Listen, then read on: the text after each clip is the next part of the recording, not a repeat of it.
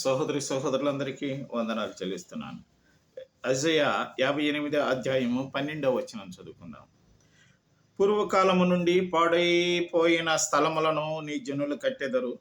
అనేక తరముల క్రిందట పాడైపోయిన పునాదులను నీవు మరలా కట్టెదవు. విరగబడిన దానిని బాగు చేయువాడవనియు, దేశములో నివసించినట్లుగా త్రోవలో సిద్ధపరచువాడనియు నీకు పేరు పెట్టబడును. In English, and your ancient ruins shall be rebuilt. You shall raise up the foundation of many generations. You shall be called the repairer of the breach, the restorer of street to dwell in అని వ్రాయబడి ఉంది. నా ప్రియమైనటువంటి సహోదరి సహోదరులారా, మనము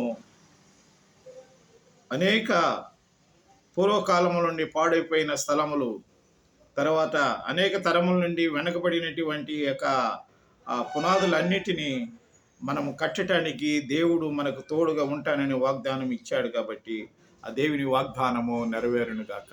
ఆమేన్.